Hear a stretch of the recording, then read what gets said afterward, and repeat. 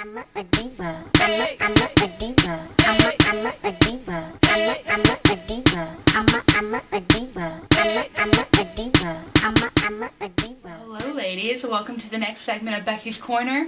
This week we're going to talk about roommate conflict, which is a big thing in our dorm apparently, but it's okay because conflict is important and necessary, and sometimes it's a little uncomfortable. But right now we're going to talk about 3 forms of roommate conflict. First is the roommate that doesn't communicate with the other what's really happening. Are you serious?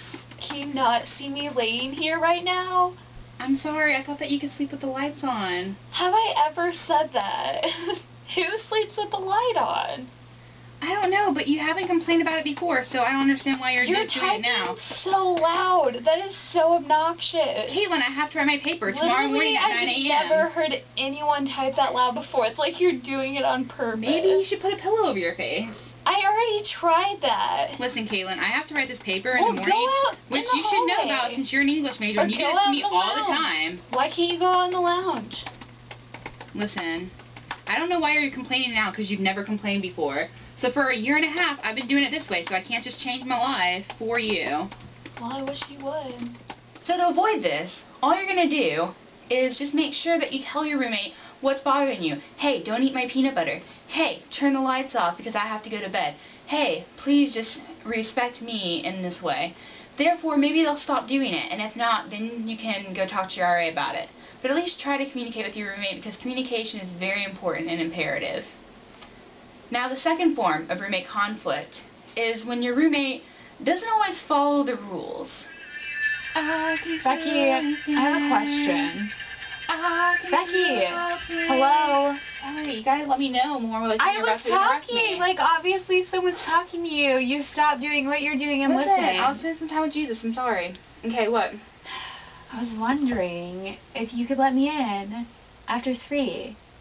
But 3 a.m. is considered out all night. It wouldn't be very long after 3. It'd probably be like 3:15 to 3:30. What could you possibly do that could be fun after 3 a.m. other than sleeping? Hanging out with Jason. Listen, Hassan can handle 30 minutes without you.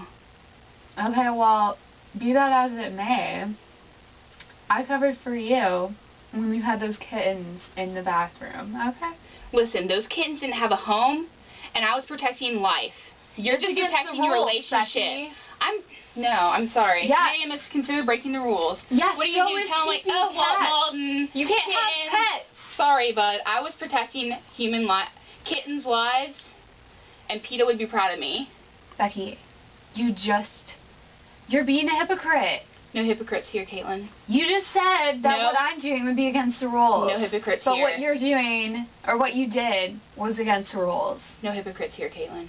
Now, breaking the rules is a big deal because sometimes that can make you uncomfortable and can also strain your relationship with your roommate. So therefore, tell your RA, and hopefully all things will go well. But don't stay silent just because you're uncomfortable or you're afraid of what they're going to think about you. You need to tell someone about it because that's your room too, and they should respect that as well.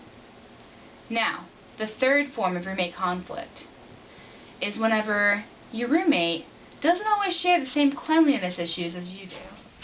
Becky, what the heck are you doing? I'm teaching you a lesson. How is that teaching me a lesson? You're laying on the floor. How is that Do you bad see for me? all of this? You know I watched an episode of Hoarders over Christmas break, and they couldn't even find her.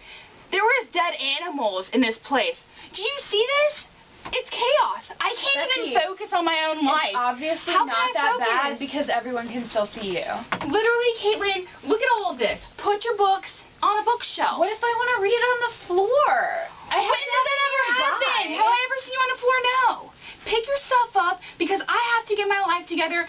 So do you, and we can't do with our room looking like Why this. didn't you tell me this before? Look at this! You didn't tell me that you wanted it to be clean. I'm such a cleanly person. Look at the way I dress. You're misdeceiving. Miss, I'm so beautiful and look so perfect all the time. False. Look at this. There's water bottles and dishes in the sink. Wash your stuff. Be a good roommate to me, because I can't live like this. My life is in chaos because of you. So this can be uncomfortable, guys, right? I mean, rooms that aren't clean, people leaving dishes in the sink, I mean, pretty much you're like walking through a maze to get to your bed. You're you have high anxiety because of the fact that you're not in a clean environment. A clean room should have a clean environment. I'm not sure really what that means, but it sounds right in this situation, alright? Okay, ladies, listen, this has been really fun, and to hear more about roommate stories and advice and tips and tricks, come hear the roommate panel, which is going to be this Wednesday at 7 p.m. in the Johnson Lecture Hall, where Jess, Corinne, and I are all going to tell you stories from our previous roommate experiences. So stay tuned for this and get really excited, alright? Okay, bye guys. I'm a diva. I'm a Na na na diva is a female version